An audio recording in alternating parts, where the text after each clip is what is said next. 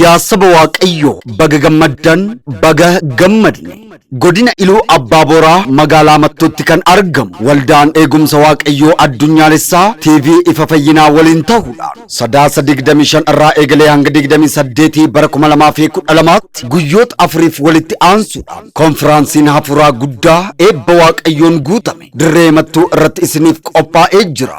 Isin sabni Waaqayyoo keessattuu magaalaa Mattuuf naannoo ishiitti argamtan martinuu baga gammaddan baga gammadne.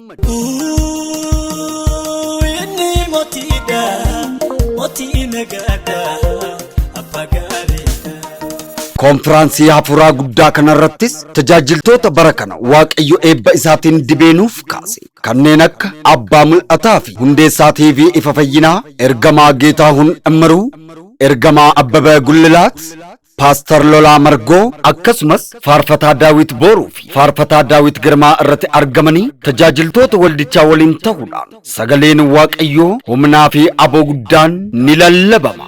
Dhukkubsattootaaf, daldaltoota gama hojii kamarrayyuu argamaniif, hojjettootaaf, barattootaaf akkasumas namoota rakkoo garaa qabanii fi guutummaa biyya keenyaarraa abaarsi seexanaa akka cabuuf ni kadhatama. Faarfannaatiinis Waaqayyo guddaan ni waaqeffatama. Maarreegaa sadaasa 25 irraa eegalee hanga 28 bara 2012 guyyoota afuriif walitti aansee isin sabni Waaqayyoo biyya keessaa fi biyya alaatti argamtan hundinuu kaabaa fi kibbaa bahaa fi dhihaa dhuftanii konfiraansii hafuuraa guddaa dirree Mattuu irratti isiniif qophaa'e kanarratti argamuudhaan hirmaattota eebba Waaqayyoo akka taataniif jaalala Waaqayyoon affeeramtanii jirtu. Waldaa eegumsa Waaqayyoo addunyaalessaa TV ifa fayyinaa waliin ta'uudhaan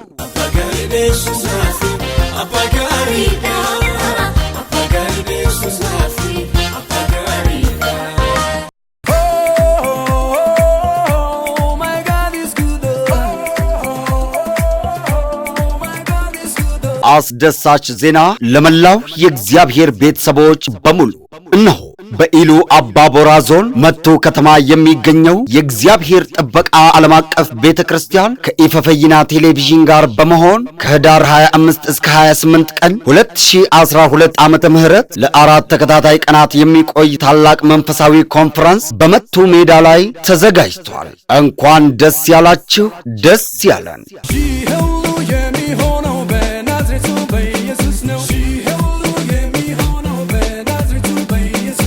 በዚህ ታላቅ መንፈሳዊ ኮንፈረንስ ላይ እግዚአብሔር አምላክ በዚህ ዘመን ለምድራችን ቀብቶ ያስነሳልን አገልጋዮች ማለት የኢፈ ፈይና ቴሌቪዥን መስራችና ባለራዕይ ሐዋርያው ጌታሁን እምሩ፣ ሐዋርያው አበበ ጉልላት፣ ፓስተር ሎላ መርጎ እንዲሁም ዘማሪ ዳዊት ቦሩና ዘማሪ ዳዊት ግርማ ተገኝተውበት ከቤተ ክርስቲያኑ አገልጋዮች ጋር በመሆን በእግዚአብሔር ኃይልና ስልጣን ወንጌል ይሰበካል። ለታመሙት ሁሉ፣ ለተማሪዎች፣ ለሰራተኞች፣ በየትኛውም የሥራ ዘርፍ ላይ ለተሰማሩት እንዲሁም ከመላው ሕዝባችንና ሀገራችን የሰይጣን እስራትና እርግማን እንዲሰበር ይጸለያል። በዝማሬ እግዚአብሔር አምላክ ይመለካል። ታዲያ በሁሉም የሀገራችን ክፍሎችና ውጪ ሀገር የምትገኙ መላው የእግዚአብሔር ቤተሰቦች ከህዳር 25 እስከ 28 ቀን 2012 ዓመተ ምህረት ለአራት ተከታታይ ቀናት በመቱ ሜዳ ላይ በተዘጋጀው ታላቅ መንፈሳዊ ኮንፈረንስ ላይ በመገኘት የበረከቱ ተካፋይ እንድትሆኑ በእግዚአብሔር ፍቅር ተጋብዘዋል። የእግዚአብሔር ጥበቃ ዓለም አቀፍ ቤተክርስቲያን ከኢፈ ፈይና ቴሌቪዥን ጋር በመሆን